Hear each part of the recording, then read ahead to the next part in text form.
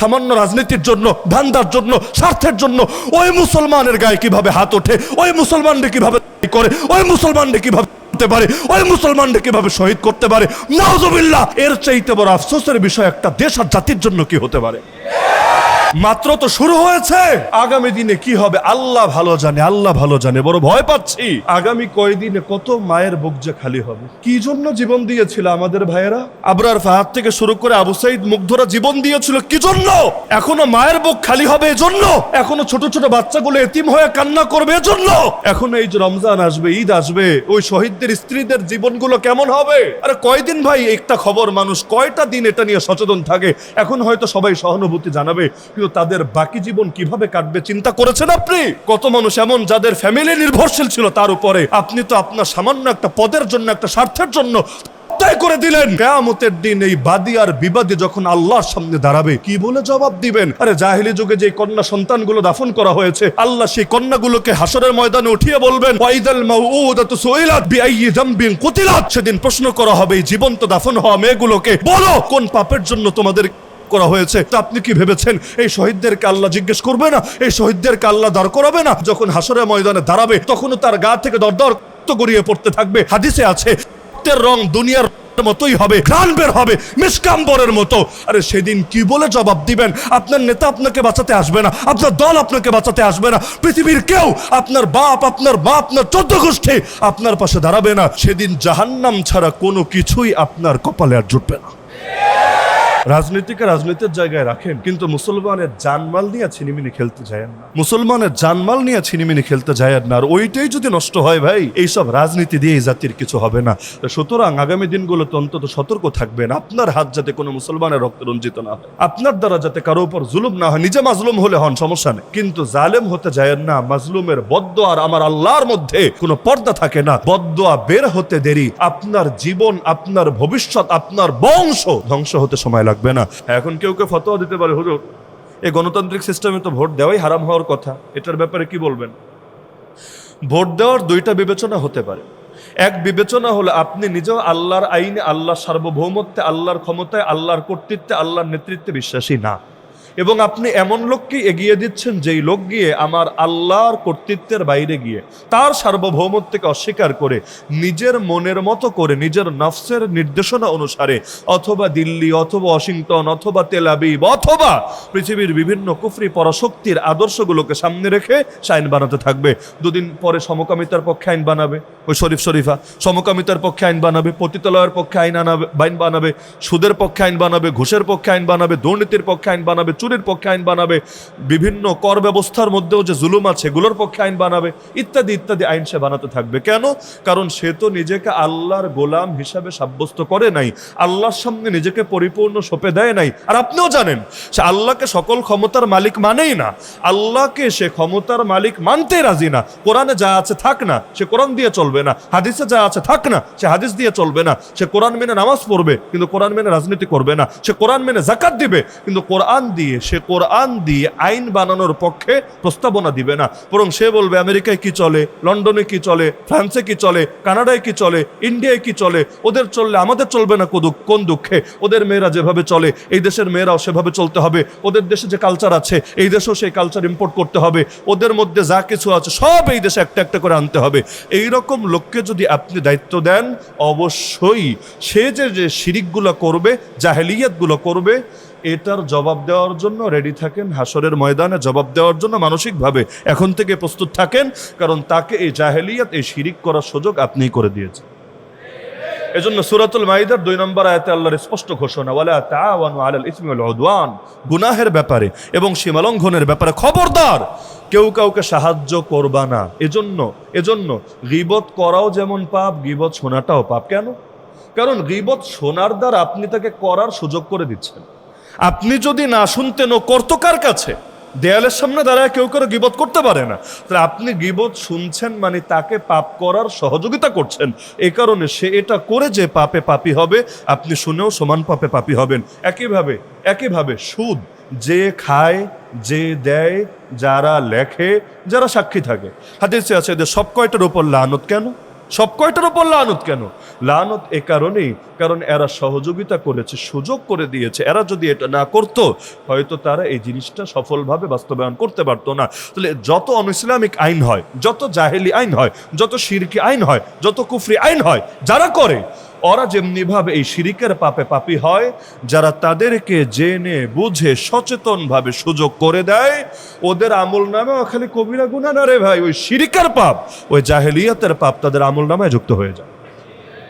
এজন্য আমার আল্লাহ সূরাতুল মাইদায় নিজে প্রশ্ন ছুড়ে দিয়েছেন, আফা হুকমাল জাহিলিয়াতি ইয়াবগুন ওয়া মান আহসানু মিনাল্লাহি হুকমান লিকাওমি ইউকিনুন। কি জাহেলি বিচার চায়, অনইসলামিক বিচার চায়? আল্লাহর চাইতে ইমানদারদের জন্য আল্লাহর চাইতে বড় উত্তম বিচারক কে হয়? প্রশ্ন আল্লাহ নিজে ছুড়ে দিয়েছেন। তা আল্লাহর বিচারের পর অন্য বিচার লাগে না, আল্লাহর আইনের পর অন্য আইন লাগে না। মুসলমানের কাজ হলো আল্লাহর আইন খুঁজে খুঁজে বাস্তবায়ন করা, ফাইন্ড আউট করে করে আল্লাহ দিয়ে রেখেছেন, কোন আয়াতে দিয়েছেন, নবী কোন হাদিসে দিয়েছেন, কোথায় বলা আছে, এগুলো খুঁজে খুঁজে পরামর্শ দেওয়া এবং বাস্তবায়ন করা। এজন্যই মুসলমানদের রাষ্ট্রপ্রধানকেও বলা হয় খলিফা। খলিফা মানেই প্রতিনিধি। সবার আগে তিনি আল্লাহর প্রতিনিধি, আল্লাহ রসুলের প্রতিনিধি, এরপর জনগণের প্রতিনিধি। বলবেন কেন জনগণের প্রতিনিধি পরে, কেন আল্লাহ এবং তার রসুলের প্রতিনিধি আগে কেন? এ কারণে যদি কোথাও জনগণের মত হয় একটা এবং আল্লাহ রসুলের মতামত হয় আরেকটা, যেমন জনগণ সবাই বলল বিড়ি খেতে চাই, বিড়ির অধিকার চাই, কিন্তু আল্লাহ এবং তার রাসূল কি বলেছেন এটা সবার জানা। সেই ক্ষেত্রে সে কোন পক্ষে যাবে, এটা দিয়ে প্রমাণিত হবে সে আসলে খাঁটি ইমানদার না সে নফসের গোলাম, ইবলিসের গোলাম, শয়তানের গোলাম, মানুষের গোলাম। যদি সে বলে তোমরা কি চাও না চাও দেখার বিষয় না, যেটা আল্লাহ নিষিদ্ধ করে দিয়েছেন সেখানে কারো চাওয়ার আটানা পয়সা দাম দেওয়া যাবে না, ব্যাস, এজন্যই তাকে বলা হবে খলিফা, কারণ তিনি সবার আগে আল্লাহর প্রতিনিধিত্ব, আল্লাহ রসুলের প্রতিনিধিত্ব বাস্তবায়ন করেছেন। তাহলে কোন ইসলামিক আইনের পক্ষের লোক যারা আল্লাহ সার্বভৌমত্বকে মানে না, তাদেরকে ভোট দিয়ে যদি কেউ দায়িত্বে পাঠায়, শুধুমাত্র ওই যে আগে 4 পয়েন্ট বললাম, শুধু 4 পয়েন্টই না, এখানে 5 নম্বর একটা ব্যাপার আছে, সেটা হলো তিনি আগামী দিনে শিরকি আইন, জাহেলি আইন, কুফরি আইন যদি প্রণয়ন করেন, এটার পক্ষে মতামত দেন, সেখানে দাঁড়িয়ে ওই শিরিক, কুফুর, জাহেলিয়াতের দায় নেওয়ার জন্য রেডি থাকেন মানসিকভাবে। হাসরের ময়দানে আল্লাহ আপনাকে ধরবেই ধরবে। আর যদি চিত্রটা বিপরীত হয়, আপনি জানেন এই বিদ্যমান সিস্টেমে একদিনেই চাইলে পুরো কাঠামোটা চেঞ্জ করা সম্ভব না। একদিনেই চাইলে ওই যে আল্লাহ রসুলের জামানে কি হলো, প্রথমেই তো মদিনায় হিজরত করতে পাঠান নাই, কারণ মদিনা ওই সময় ইসলামের রাষ্ট্র হয় নাই। প্রথমে পাঠালেন হাবাসায়। হাবাসায় বাদশা নাজাসির কাছে গেল। কেন? নাজাসি মুসলমান ছিল না, তার দেশটা ইসলামের রাষ্ট্র ছিল, তাও না। তাহলে কেন পাঠালেন? মক্কা ইসলামিক রাষ্ট্র, হাবাসা ইসলামিক রাষ্ট্র, এক ইসলামিক রাষ্ট্র থেকে আরেক ইসলামিক রাষ্ট্রে হিজরত কেন করালেন? জবাব সিম্পল, মক্কা ইসলামিক রাষ্ট্র তবে জুলুম চলতো, হাবাসা ইসলামিক রাষ্ট্র তবে ইনসাফ, 100 থেকে 100 ইনসাফ ছিল। এজন্যই তো তাদেরকে ধরতে ওরা হাজির হয়েছিল হাবাসায়, নাজাসি দেয় নাই। নাজাসি বলেছে না না, এক পক্ষের কথা শুনে দিব না, আগে ওদের কথাও শুনি। যখন ওদের কথা শুনলেন, তার দিলটা এমনভাবে জোরালো, বলল ফাজিলরা তোরা ভাগ, ওই মক্কার মুশরিকদেরকে ভাগ, দ্বিতীয়বার আর খুঁজতে আসিস না এদেরকে, নাহলে এদেরকে তো দিব না, তোদেরকে আটকায় রাখবো আমার জেলের ভেতরে। বেশ, বিদায় করে দিল। তাহলে বাদশাহ নাজাসি ইনসাফের উপর ছিল। এমনকি বাদশাহ নাজাসি পরে যখন মুসলমানও হলো, আলহামদুলিল্লাহ, এক পর্যায়ে যখন মুসলমানও হলো, মুসলমান হওয়ার পরেও তিনি কিন্তু ইসলামী রাষ্ট্র প্রতিষ্ঠা করতে পারেন নাই। ইতিহাস পড়ে দেখেন, পারেন নাই। কেন? একা মুসলমান হয়েছেন, কিন্তু পুরো রাষ্ট্রটা চেঞ্জ করতে তো তার একার কর্তৃত্ব দিয়ে হবে না, লাস্টে বিদ্রোহ হবে, তারই মেরে ফেলবে, তাকেই ক্ষমতা থেকে সরিয়ে দিবে। তিনি চান নাই তা না, চেয়েছেন তো অবশ্যই। যে চায় না সে আবার ইমানদার হয় কিভাবে? পূর্ণাঙ্গ শরিয়া তিনি চান না, একথা দাবি করলে তারে তো আপনি মুসলমানের খাতায় রাখলেন না, বের করে দিলেন। চেয়েছেন অবশ্যই, সুযোগ পান নাই, তার আগে মৃত্যু চলে এসেছে। এমনকি মরার পর জানাজা পড়ানোর লোকও তো নেই। এজন্য আল্লাহ নবী এত দূর থেকে মদিনা শরীফ থেকে তার জানাজা পড়িয়ে দিয়েছেন, যেটাকে আমরা বলি গায়েবানা জানাজা। যদিও আসলে গায়েবানা ছিল না, ছিল হাজেরানা, কারণ নবীর মুআজিজা হিসাবে আল্লাহ মাঝখানের দূরত্ব সরিয়ে দিয়েছিলেন। তো যদিও মাঝখানে হাজার হাজার মাইলের দূরত্ব, সমস্যা নাই, আল্লাহ তাআলা গায়বীভাবে নবীর সামনে সেটাকে রেখেছিলেন। আল্লাহ নবী জানাজা পড়িয়ে দিয়েছিলেন, কারণ জানাজা পড়ানোর মতো সেখানে লোক বিদ্যমান ছিল না। এবং আল্লাহ নবীও স্বীকৃতি দিয়েছেন আজকে একজন নেককার লোকের মৃত্যু হয়েছে, তো নবী যাকে নেককার বলেন তার ব্যাপারে মন্দ ধারণা রাখবেন কিভাবে? মাতাল ইয়াউমা রাজুলুন সালিহ, এমনকি সাহাবীদেরকে বলে দিয়েছিলেন ইস্তাগফিরু লিআখিকুম, তোমাদের ভাইটার জন্য আল্লাহর কাছে ক্ষমা চাও, আল্লাহর কাছে ইস্তেগফার করো। এরপর আল্লাহ নবী তার জানাজার নামাজ পড়ালেন। তাহলে আপনি এখন নিজে চিন্তা করেন, নাজাসি তো শরিয়া কায়েম করতে পারে নাই, নাজাশী রাষ্ট্রীয়ভাবে শরিয়া শাসন কায়েম করতে পারে নাই, তো নবী তারে তাগুত বলল না কেন, মুনাফিক বলল না কেন, জালেম বলল না কেন? এজন্যই বলে নাই, কারণ আমার আল্লাহ সাধ্যের বাইরে বোঝা চাপিয়ে দেন না, যতটুকু সাধ্যে আছে সে ব্যাপারে আবার ছাড়ও দেন না। সাধ্যের বাইরে বোঝা দেন না, লা ইউকাল্লিফুল্লাহু নাফসান ইল্লা উসাহা, সূরা বাকারার সর্বশেষ আয়াত। যতটুকু সাধ্যে আছে সে ব্যাপারে আবার ছাড়ও দেন না। সুতরাং আমাদের সাধ্যে তো এটা আছে, এমন মানুষদেরকে আমরা জনপ্রতিনিধি বানাবো যারা আল্লাহ সার্বভৌমত্বে বিশ্বাস করে, আল্লাহর আইনের পক্ষে থাকে, যারা সুদের পক্ষে কখনো যাবে না, কাদিয়ানীদের পক্ষে যাবে না, যারা দুর্নীতির পক্ষে যাবে না, যারা চুরি কারবারির পক্ষে যাবে না, মাদকের পক্ষে যাবে না, অনইসলামিক সভ্যতার পক্ষে যাবে না, ইত্যাদি ইত্যাদি যা কিছু আছে। এমনকি আগামী দিনে তো আরো বড় বড় ফিতনা আসবে। এই সমকামিতা ঢোকানোর জন্য কোটি কোটি কোটি কোটি ডলার এই দেশে নিয়মিত ব্যয় করা হচ্ছে। এমনকি আজকেই তো আমাকে একজন দেখালেন, এখানে এই বসার আগে 9 এবং 10-এর যে বইটা আছে, ইংলিশ ফর টুডে নাকি, ওই বইয়ের মধ্যে সমকামিতার গল্প 2025 এবং 2026 এটা রেখেছে। ওই সমকামীদের লেখা গল্প সেখানে পর্যন্ত ঢুকিয়ে ছেড়েছে। তাহলে এই ইউনূস সরকারি যে খেলা দেখাচ্ছে পশ্চিমাদের এই সমকামিতা, আগে তো শরীফে হাসিনা ঢোকাতে চেয়েছিল, সবাই আন্দোলন করেছে, আলেমরা গণহারে আন্দোলন করেছে, সাধারণ মানুষরাও প্রতিবাদ করেছে, কিন্তু এখন ডাকঢোল না পিটিয়ে চুপি চুপি ঢোকানো শুরু করেছে। আগামী দিনেও করবেন না ভাবলেন কিভাবে? এগুলোর পেছনে কোটি কোটি ডলার ওরা ফান্ডিং করছে। সুতরাং কাউরে না কাউরে দিয়ে কয়জন না বিক্রি হয়ে থাকবে। বাজারে যেভাবে গরু বিক্রি হয়, বাজারে যেভাবে ছাগল বিক্রি হয়, আগেই তো বললাম এর চাইতে বড় কম দামে মানুষ বিক্রি হয়। তো সুতরাং আগামী দিন এই ফিতনাগুলোর মোকাবেলাও তো করা লাগবে। আরে ভাই, রাস্তায় মিছিল করতে করতে গলা ফাটায়া যদি শেষ করে ফেলেন, নবীর পরে নবী নাই, সংসদে আইন চাই, আপনি গলা ফাটায়া শেষ করে ফেলেন। 54 বছর বহুতবার গলা ফাটালাম, 55 বছরেও এখন গলা ফাটছে। লেকিন আইন করে কারা? আইন তো মিছিলের লোকেরা করে না, আইন তো সভা সমাবেশের লোকেরা করে না, আইন তো করেই পার্লামেন্ট মেম্বাররা। তাহলে তারা যদি খাতমে নবুয়তের পক্ষে না থাকে, আমার নবীর ইজ্জত হেফাজতের পক্ষে না থাকে, কাদিয়ানীদের বিপক্ষে না থাকে, রাস্তায় যদি প্রতিদিন সকাল সন্ধ্যা 2টা করে মিছিল করেন, তারপর আপনার উদ্দেশ্য বাস্তবায়ন হবে। তাহলে কত বড় ব্যর্থ আমরা, চিন্তা করেন। স্বাধীনতার এই 55 বছরে এমন মানুষদেরকে আমরা জনপ্রতিনিধি বানাতে পারি নাই, পার্লামেন্ট মেম্বার বানাতে পারি নাই, যারা অন্তত আমার নবীর ইজ্জত হেফাজতের জন্য জোর গলায় আওয়াজ করবে। বাস্তবায়ন হোক বা না হোক, অন্তত আওয়াজ তুলুক। কয়টা ভিডিও আমাকে দেখাতে পারবেন এই দেশের বিগত ইতিহাস থেকে সেখানে দাঁড়িয়ে জোর গলায় আওয়াজ তুলেছেন? কয়টা দেখাতে পারবেন? বড় দুঃখের কথা। তো রাস্তায় এত গলা ফাটায় কি হবে? যেখানে যেটা দরকার সেখানেই তো সেটা দিতে হবে। সমস্যা মাথায়, তো পায়ের পেছনে এত মেহনত করে কি হবে? যেখানে রোগ সেটা ট্রিটমেন্ট করেন না আগে।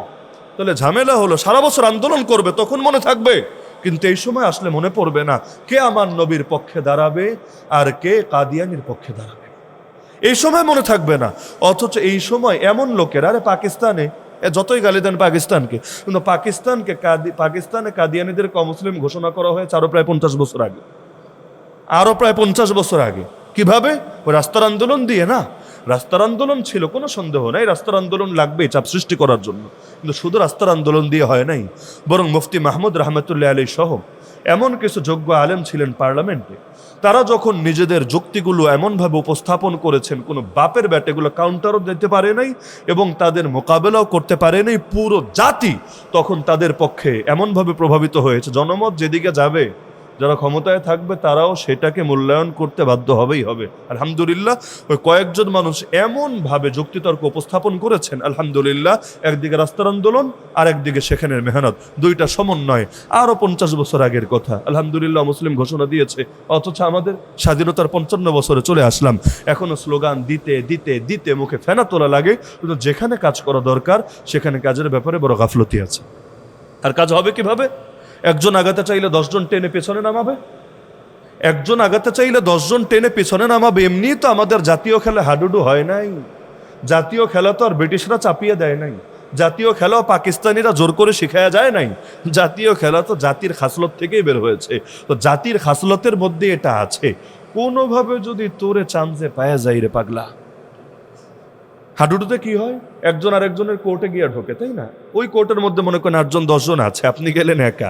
এখন আপনি হাডুডু হাডুডু হাডুডু করছেন, ওই পাশে বাকি সবাই চান যে কিভাবে ল্যাং মারা যায়, কিভাবে ধপাস করে ফেলা যায়, কিভাবে আছাড় দেওয়া যায়, সবাই মিলে চেষ্টা চালাবে। এবং আপনাকে যদি কোনোভাবে ফেলে দিতে পারে এবং আপনার শ্বাস আপনি আর হাডুডু হাডুডু বলতে পারছেন না, হার মেনে নিয়েছেন, কি যে খুশি হওয়াটা হবে। মাশাআল্লাহ, জাতীয় খাসলতের মধ্যেই জাতীয় খেলাটা বিদ্যমান আছে আমাদের মধ্যেও। দেখবেন কেউ যদি হাঁটতে গিয়ে আছাড় খেয়ে পড়ে যায়, সবার আগে মানুষ হাসবে, ধরবে পরে, হাসবে আগে। আর একটা মুরব্বীও যদি পড়ে যায়, দেখবেন বাচ্চারা হাসা শুরু করে দিয়ে হে হে হে, মানে কি যেন আনন্দের বিষয় হয়েছে। কিভাবে আনন্দের কি হলো, পারলে তারা হেল্প কর, কিন্তু আগে হেসে নিবে কেন? জাতিগত খাসলত এটা। মাছে ভাতে বাঙালি, গোস্তে ভাতে বাঙালি তো আর বলে না, ব্রয়লারে ভাতে বাঙালি বলে না, পোলট্রি ভাতে বাঙালি বলে না, মাছে ভাতে বাঙালি। মাছের মধ্যেও কিন্তু খাসলতটা আছে। এক মাছ আর এক মাছরে খায় না, বড়টা ছোটটাকে গিলে ফেলে না। বাংলাদেশ এগুলো চলে নাকি চলে না? চলে নাকি চলে না? যেই পরিমাণ প্রতিহিংসা, এমনকি একটা শব্দ, এমন পারফেক্ট একটা শব্দ, পৃথিবীর অন্য কোনো ভাষায় এত মধুর শব্দ আছে কিনা আমি জানি না, পরশ্রী কাতরতা। শুনেছেন না শব্দটা? চমৎকার একটা শব্দ। মানে এটা কি ইংলিশে বা আরবিতে আপনি যেই শব্দ দিয়ে আপনি ব্যক্ত করেন না কেন, কিন্তু আমার মনে হয় এই শব্দের শান অন্য ভাষায় রক্ষা করে সম্ভব না। পরশ্রী কাতরতা মানে কি? পর মানে পর, শ্রী মানে সৌন্দর্য, আর কাতরতা তো বোঝেনি, দেখে কাতর হওয়া। আরেকজনের সৌন্দর্য দেখে কাতর হওয়া মানে আরেকজনের ভালো পছন্দ হয় না, আরেকজন ভালো কিছু করবে এটা আমাদের সহ্য হয় না। তো জাতিগত খাসলতের মধ্যেই যখন এটা থাকে, এই দেশে না ইসলাম আগাবে না ভালো কিছু আগাবে। দেখবেন এটা ভালো মানুষের বদনাম এই দেশে বেশি হয়ে থাকে। অথচ আল্লাহ নবী ছাড়া কে পারফেক্ট হবে? 100% পারফেক্ট কে হবে? আপনি যদি চান 100% পারফেক্ট কাউরে, ভাই তাহলে আর এই যুগ আপনার জন্য না। ইমাম মাহদি আসা পর্যন্ত বৈশা বৈশা তাসবিহ জপেন, ইমাম মাহদি আসলে এরপর তার পাশে গিয়ে দাঁড়ায়েন। এর আগে আপনি কাউরে পাবেন না। প্রত্যেকের ভেতরে বিভিন্ন খুঁত থাকবে, ত্রুটি থাকবে। যার যেটা ভালো আছে সেটা গ্রহণের চেষ্টা করেন না, যেটা মন্দ আছে সেটা বর্জন করে যান না। কিন্তু একটা মন্দের কারণেও দেখা যাবে ওই বাকি 99টা ভালোরে এমনভাবে ভ্যানিশ করে দিবে, মানে সারা জীবনে যেন তার এইটাই সবার, এর বাইরে আর কোনো কিছু নাই। আল্লাহ হেফাজত করুক আমাদেরকে। সুতরাং আমি মনে করি এই যে ভোটাধিকার, এটা যথাযথভাবে যতদিন প্রয়োগ না হবে ততদিন পর্যন্ত জাতির মুক্তি সুদূর পরাহত থাকবে। দ্বিতীয় বিষয় হলো ভোট দেওয়ার ক্ষেত্রে এই যেই পয়েন্টগুলো বললাম। এখন আপনি বলবেন যে একজন প্রার্থীর ক্ষেত্রে কোন গুণগুলোকে সবচাইতে মুখ্য হিসাবে দেখা হবে? কোরআনের দুটো আয়াত সামনে রাখলে জবাব চলে আসবে। দুইটা আয়াত, একটা হলো নবী মুসা আলী ইসলামের শানে, আর একটা হলো নবী ইউসুফ আলী ইসলামের নিজের কথা। নবী মুসা আলী ইসলামের শানের ঘটনাটা কম বেশি সবাই জানেন। ওই যে হিজরত করে যখন শোয়েব নবীর দেশে গেলেন, মেয়েরা পানি নিতে পারছিল না, তিনি একটু হেল্প করলেন, পানি উঠায় দিলেন। এরপর মেয়ে গিয়ে বাপের কাছে সুপারিশ করলো যে এই মানুষটাকে আপনার বাসা শ্রমিক হিসাবে রেখে দেন, ইস্তাজিরহু। কেন? নবী মুসাকে কেন তার বাসায় কাজের সুযোগ দিবে, এই যে গুণটা বলেছে কোরআনে আল্লাহ উল্লেখ করে দিয়েছেন। মেয়েরা বলল, ইন্না খাইরা মান ইস্তাজারতাল কাউইয়ুল আমিন। আপনি যাদেরকেই দায়িত্ব দেন না কেন, এই দায়িত্বের ক্ষেত্রে সবচাইতে উত্তম তো সে হবে যার ভেতরে দুইটা গুণ আছে। 1 নম্বর গুণ হল আল কাউই, মানে শক্তিও আছে, সামর্থ্য আছে। 2 নম্বর গুণ আল আমিন, আমানতদারও বটে। আমানতও আছে, শক্তি সামর্থ্য আছে, দুইটাই আছে। বলবেন কেন শক্তির কথা আগে কেন? ভাই যত বড় পীরসাদ মানুষই হোক না কেন, যদি যোগ্যতা না থাকে তারা দিয়ে তো কিছু হবে না। আবু যর রাদিয়াল্লাহু আনহু নবীর একজন সাহাবী, বিখ্যাত সাহাবী, নাম হয়তো অনেকেই শুনেছেন। আল্লাহ নবী তাকে উপদেশ দিয়েছিলেন, শোনো, তুমি কখনো জীবনে 2 ব্যক্তির আমিরও হবা না। সবার আমির হওয়া, সবার নেতা হওয়া দূরের কথা, তুমি কখনো 2 ব্যক্তির আমিরও হবা না। আপনি বলবেন কেন, সাহাবীর কি বুজুর্গই ছিল না? আরে ভাই, দুনিয়া সব বুজুর্গ করে এক পাল্লে উঠালেও আবু যর রাদিয়াল্লাহু আনহু পায়ের ধুলার সমান হবে না। তা নবী তাকে নেতা হতে না করলেন কেন? কারণ নেতৃত্ব সবাইকে দিয়ে হয় না। নেতৃত্ব সবাইকে দিয়ে হয় না, নেতৃত্ব ভিন্ন একটা যোগ্যতা, ভিন্ন যোগ্যতা। এজন্য আপনি কোরআন খুললে সূরা বাকারায় দেখবেন তালুত আর জালুতের গল্প আছে। তালুত আর জালুতের গল্প। নবীকে গিয়ে তার জাতির লোকরা বলল, নবীকে গিয়ে, ইবআস লানা মালিকান নুকাতিল ফি সাবিলিল্লাহ, আমাদেরকে একজন নেতা দেন, একজন বাদশা দেন, একজন আমির দেন, আমরা যার অধীনে আল্লাহর পথে জিহাদ করব। কেন ডাইরেক্ট নবীর অধীনে শুরু করলেই তো চলে, ডাইরেক্ট নবীর অধীনে শুরু করলেই তো চলে, আলাদা আমির চাচ্ছে কেন?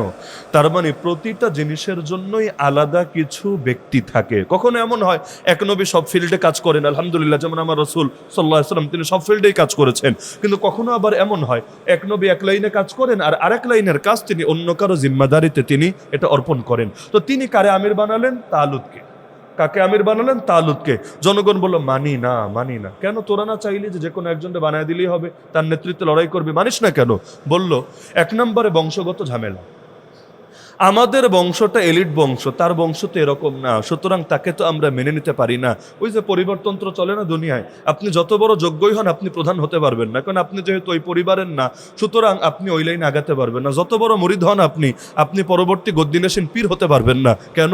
আপনি বড় মুরিদ তো হতে পেরেছেন, বড় হালালজাদা তো হতে পারেন নাই, মানে তার বংশের সন্তান তো আপনি হতে পারেন নাই, সুতরাং আপনার মুরিদগিরি আপনি ভাইজা পানি খান গিয়া, পরবর্তী গতি আপনাকে দেওয়া হবে না। অনেক ব্যাপার স্যাপার থাকে, এজন্য তারা বলল সে নিম্ন বংশের, আমরা উচ্চ বংশের, তাকে মানতে পারি না। দ্বিতীয় কারণ, মিনাল মাল, তার পয়সা নাই বেশি, আমাদের পয়সা আছে, তা আমরা পয়সাওয়ালারা এই গরিবরে মানি কিভাবে? আমরা পয়সাওয়ালারা এই গরিবকে মানি কিভাবে? আমরা মানতে পারবো না। কিন্তু আল্লাহ বলে দিলেন নবীর জবানি যে তাকে কেন মানবা? কারণ তার মধ্যে দুইটা যোগ্যতা আছে, যাদাহু বাসতাতান ফিল ইলমি ওয়াল জিসম, আল্লাহ তাকে জ্ঞান ও সমৃদ্ধি দিয়েছেন, দেহ সমৃদ্ধি দিয়েছেন। তার মানে নেতৃত্বের জন্য জ্ঞানেরও গুরুত্ব আছে, নেতৃত্বের জন্য শরীরেরও গুরুত্ব আছে। কারণ নেতারে দেখতে তো অন্তত নেতার মতো লাগা লাগে, তাই? অনেকে আছে এমন যে নেতারে দেখে নেতাই মনে হয় না, মানুষের কেমন যেন আস্থাও আসে না। তো তালুত প্রসঙ্গে নবী এটা বলে দিলেন যে না, আল্লাহ তাআলা জানিয়েছেন তার জ্ঞানও অনেক বেশি, জ্ঞানের বিস্তৃতি আল্লাহ দিয়েছেন, আর দুই নম্বরে আল্লাহ রাব্বুল আলামিন তাকে দৈহিক বিস্তৃতিও দান করেছেন, সুতরাং তাকে মেনে নাও। তো বলছিলাম নবী মুসা প্রসঙ্গে দুইটা পয়েন্ট বলল। এক নম্বর হলো যোগ্যতা আছে, শক্তি সামর্থ্য আছে, দুই নম্বর আমানত আছে। যারে ভোট দিবেন এক নম্বরে চিন্তা করবেন যে তিনি যোগ্য কি না, অর্থাৎ সেখানে গিয়ে মতামত দেওয়ার, আইন প্রণয়ন করার, জনগণকে কন্ট্রোল করার এই যোগ্যতা রাখেন কিনা। বহুত এমনও হতে পারে তিনি অনেক ভালো মানুষ, অনেক ভালো, কোনো সন্দেহ নাই, কিন্তু নিয়ন্ত্রণের যোগ্যতা তার নাই। এমন যদি হয় তাকে আপনি নির্বাচিত করাটা উচিত হবে না। আর দুই নম্বর হলো বহুত যোগ্যতা আছে কিন্তু বাটপার, আমানতদার না, এমন লোককেও নির্বাচিত করা যাবে না। তো নবী মুসা আলাইহিস সালামের এই ঘটনা থেকে গুণ পেলাম কয়টা? দুইটা। এক হলো যোগ্যতা তথা শক্তি সামর্থ্য, আর আরেক হলো আমানত। নবী ইউসুফ আলাইহিস সালামের ঘটনায় আরো দুইটা পয়েন্ট আছে। তিনি রাজাকে বললেন, রাজা আমাকে এই মন্ত্রণালয়ের দায়িত্ব দেন। কেন দিবেন? ইন্নী হাফিজুন আলিম, আমার মধ্যে দুইটা যোগ্যতা আছে। এক নম্বর, আমি হেফাজতকারী, আমি হেফাজতকারী। হেফাজত কে করে? যার আমানতদারি আছে সেই তো করে, তাহলে হেফাজতকারী মানে আমানতদার। দুই নম্বর আলিম, আমি জ্ঞানী, আমি জ্ঞানী, তার মানে আমার জ্ঞানও আছে। বলবেন কোন জ্ঞান? নেতা হতে চাইলে খালি ধর্মীয় জ্ঞান থাকলেই চলে না, নেতা হতে চাইলে ধর্মীয় জ্ঞানও লাগে, নেতৃত্বের জ্ঞানও লাগে, পলিটিক্যাল জ্ঞানও লাগে, দুইটাই লাগে। আবার শুধু পলিটিক্যাল জ্ঞান থাকলেও চলবে না, যেটা বহু নেতাদের আছে। পলিটিক্যাল জ্ঞান বহুত আছে কিন্তু কোরআনের জ্ঞান মোটেও নাই, সুন্নাহর জ্ঞান মোটেও নাই, ইসলামী আইনের জ্ঞান মোটেও নাই। না না, সে যোগ্য না। সে যে যোগ্য না বুঝলাম কিভাবে? ওই নবী ইউসুফের বাক্য থেকেই বুঝলাম। জ্ঞান লাগবে, কোন জ্ঞান তিনি ভাগাভাগি করেন নাই, ব্যাপক রেখেছেন। আর কোরআনের তাফসীরের একটা মূলনীতি হলো কোরআনে যেটা ব্যাপক সেটা ব্যাপকই থাকবে। তিনি বলেছেন জ্ঞানী, আল্লাহ আমাকে জ্ঞান দিয়েছেন। নবীর দুই জ্ঞানই ছিল, দুই জ্ঞানই ছিল। ধর্মীয় জ্ঞান নবীর চাইতে বেশি কার থাকে? আর রাষ্ট্র পরিচালনার জ্ঞান কি ছিল? এটা তো ইতিহাস সাক্ষী আছে। দুর্ভিক্ষে 7 বছর আলহামদুলিল্লাহ এমনভাবে রাষ্ট্র চালিয়েছেন, মানুষের না খেয়ে মরতে হয় নাই, বরঞ্চ মানুষ তার যোগ্যতা স্বীকৃতি দিতে বাধ্য হয়েছে। তাহলে আগামী দিনেও যত প্রার্থীকেই ভোট দিবেন না কেন, কার পয়সা বেশি এটা মুখ্য না, কার কি বেশি এটা মুখ্য না, মুখ্য হলো এই যে গুণগুলোর কথা আমার আল্লাহ বলে দিলেন।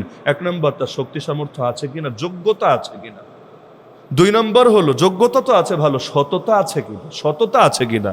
ভাই, যে আল্লাহর সঙ্গে সৎ না, সে আল্লাহর বান্দার সঙ্গে সৎ হবে আশাও করেন না। সবচাইতে বড় চোর নবী বলেছেন কাকে? যে মসজিদে এসে আইফোন চুরি করে না, বরঞ্চ যে নামাজের মধ্যে চুরি করে। কেন কেন? নামাজে চুরি করলে কার কয় টাকার লস হয়, জনগণের কি ক্ষতি হয়? না, বরঞ্চ নবী বোঝায় দিলেন যে আল্লাহরই ফাঁকি দেওয়ার চেষ্টা করে। ও যে জনগণের সাথে কি করবে এটা কি আর বলা লাগে? এজন্য ওমর রাদিয়াল্লাহু আনহু আটার বস্তাটা কিন্তু নিজের পিঠেই নিয়েছিলেন, গোলামের পিঠে দেন নাই। কারণ কিয়ামতের দিন প্রশ্নটা তো আল্লাহ আমাকে করবে, গোলাম তোরে তো করবে না, তুই তো খলিফা না, আমি যেহেতু খলিফা প্রশ্নটা আমাকেই করবে, সুতরাং আমার পিঠেই এটা নিতে দে। তো আল্লাহর সঙ্গে যারা সৎ তারা আল্লাহর বান্দার সঙ্গেও সৎ হবে। এজন্য তো ওমর বলেছিলেন, ফুরাত নদীর তীরে একটা কুত্তাও যদি না খেয়ে মরে, আমি মনে করি আল্লাহর কাছে এর জন্য আমাকে জবাবদিহি করতে হবে। একটা কুত্তা নিয়ে পর্যন্ত এই বাক্য যিনি বলতে পারেন, আজকে জনগণ মানুষ নিয়ে তো পর্যন্ত এই বাক্য বলতে পারে না। আরে আপনি ভাবতে পারেন যেখানে হাদিসে আছে লা যাওয়ালুদ দুনিয়া আহওয়ানু আলাল্লাহি মিন কতলি রাজুলিন মুসলিম, গোটা দুনিয়া ধ্বংস হয়ে যাওয়া আমার আল্লাহর কাছে এর চাইতে বড় হালকা, এর চাইতে বড় তুচ্ছ যে একজন মুসলমান হত্যা করা হবে। আল্লাহ কোরআনে বলেন একজন মুসলমানকে যে অন্যায়ভাবে মারলো, আরে একজন মানুষকে যে অন্যায়ভাবে মারলো, সে একজন না, সে গোটা মানুষকে মারার দায় তার কাছে চলে আসলো। সবাইরে মারলে যে পাপ হবে, একজনকে মারলেও সমান পাপ হবে। একজন মুসলমানের দাম এত বেশি, হাদিসে আছে একজন আল্লাহ আল্লাহ বলনেওয়ালা যতদিন থাকবে, না আসমান ধ্বংস হবে, না জমিন ধ্বংস হবে, না কিয়ামত হবে, আল্লাহ একজনের জন্য হলেও এই জমিনকে টিকায় রাখবে। যেখানে মুসলমানের রক্তের দাম এত বেশি, এক ওসমানের শহীদ হওয়ার গুজব যখন এসে গেছে, গুজব, বাস্তব না গুজব, তখন আল্লাহ নবী 1400 সাহাবী যারা ওমরা করতে এসেছিলেন, গায়ে এহরামের কাপড় পরা, নবী তাদের থেকে জিহাদের বায়াত, শাহাদাতের বায়াত নিয়েছিলেন যে প্রয়োজনে আমরাও শহীদ হব, কিন্তু এক শহীদের রক্তকে কিছুতেই বৃথা যেতে দেব না। মুসলমানের রক্তের এত দাম, অথচ আজকাল মুসলমানের রক্ত এত সস্তা বানিয়ে ফেলেছে। নিজের গদি নিশ্চিত করার জন্য মুসলমানের বুকে চালাতে দ্বিধা করে না, নিজের ভোট চুরি করার স্বার্থে মুসলমানকে করতে দ্বিধা করে না, মুসলমানের মাথা পাথর দিয়ে তুলে দিতে একটা বার বুকে বাঁধে না। আরে কি হবে এত রাজনীতি দিয়ে, কি হবে এত ক্ষমতা দিয়ে, কি হবে এত ভোটাভুটি দিয়ে, যদি এর জন্য মুসলমান তো ঝরে। আরে আসমানের দাম কম, মুসলমানের দাম বেশি, জমিনের দাম কম, মুসলমানের দাম বেশি। এমনকি আহলে সুন্নাত ওয়াল জামাতের আকীদা কাবা শরীফের চাইতেও মুসলমানের দাম আল্লাহর কাছে বেশি। এজন্য যেদিন মুসলমান থাকবে না, এদিন আমার আল্লাহ গোটা জমিন, যার মধ্যে কাবা আছে, যার মধ্যে মসজিদ আকসা আছে, যার মধ্যে মসজিদ নববী আছে, আমার আল্লাহ কিছু বাকি রাখবে না, সব কিয়ামত দিয়ে ধ্বংস করে দিবে। তো যেই মুসলমান এত দামি, সামান্য রাজনীতির জন্য, ধান্দার জন্য, স্বার্থের জন্য, ওই মুসলমানের গায়ে কিভাবে হাত ওঠে, ওই মুসলমানকে কিভাবে করে, ওই মুসলমানকে কিভাবে পারে, ওই মুসলমানকে কিভাবে শহীদ করতে পারে, নাউজুবিল্লাহ, এর চাইতে বড় আফসোসের বিষয় একটা দেশ আর জাতির জন্য কি হতে পারে? মাত্র তো শুরু হয়েছে, আগামী দিনে কি হবে আল্লাহ ভালো জানে, আল্লাহ ভালো জানে। বড় ভয় পাচ্ছি, আগামী কয়দিনে কত মায়ের বুক যে খালি হবে। কি জন্য জীবন দিয়েছিল আমাদের ভাইয়েরা? আবরার ফাহাদ থেকে শুরু করে আবু সাইদ মুগ্ধরা জীবন দিয়েছিল কি জন্য? এখনো মায়ের বুক খালি হবে এজন্য? এখনো ছোট ছোট বাচ্চাগুলো এতিম হয়ে কান্না করবে এজন্য? এখনো এই যে রমজান আসবে, ঈদ আসবে, ওই শহীদদের স্ত্রীদের জীবনগুলো কেমন হবে? আরে কয়দিন ভাই একটা খবর, মানুষ কয়টা দিন এটা নিয়ে সচেতন থাকে? এখন হয়তো সবাই সহানুভূতি জানাবে, কিন্তু তাদের বাকি জীবন কিভাবে কাটবে চিন্তা করেছেন আপনি? কত মানুষ এমন যাদের ফ্যামিলি নির্ভরশীল ছিল তার উপরে, আপনি তো আপনার সামান্য একটা পদের জন্য, একটা স্বার্থের জন্য তাই করে দিলেন। কিয়ামতের দিন এই বাদী আর বিবাদী যখন আল্লাহর সামনে দাঁড়াবে, কি বলে জবাব দিবেন? আরে জাহেলি যুগে যে কন্যা সন্তানগুলো দাফন করা হয়েছে, কোরআনে আছে, আল্লাহ সেই কন্যাগুলোকে হাসরের ময়দানে উঠিয়ে বলবেন, ওয়াইদাল মাউউদাতু সুইলাত বিআইয়ি যামবিন কুতিলাত, সেদিন প্রশ্ন করা হবে এই জীবন্ত দাফন হওয়া মেয়েগুলোকে, বলো কোন পাপের জন্য তোমাদেরকে হত্যা করা হয়েছে? তা আপনি কি ভেবেছেন এই শহীদদেরকে আল্লাহ জিজ্ঞেস করবে না? এই শহীদদেরকে আল্লাহ দাঁড় করাবে না? শহীদ যখন হাসরের ময়দানে দাঁড়াবে, তখনও তার গা থেকে দরদর রক্ত গড়িয়ে পড়তে থাকবে। হাদিসে আছে রক্তের রং দুনিয়ার মতোই হবে, ঘ্রাণ বের হবে মিসকাম্বরের মতো। আরে সেদিন কি বলে জবাব দিবেন? আপনার নেতা আপনাকে বাঁচাতে আসবে না, আপনার দল আপনাকে বাঁচাতে আসবে না, পৃথিবীর কেউ, আপনার বাপ, আপনার মা, আপনার 14 গোষ্ঠী আপনার পাশে দাঁড়াবে না। সেদিন নাম ছাড়া কোনো কিছুই আপনার কপালে আর জুটবে না। সুতরাং রাজনীতিকে রাজনীতির জায়গায় রাখেন, কিন্তু মুসলমানের জানমাল নিয়ে ছিনিমিনি খেলতে যায়েন না, সাবধান।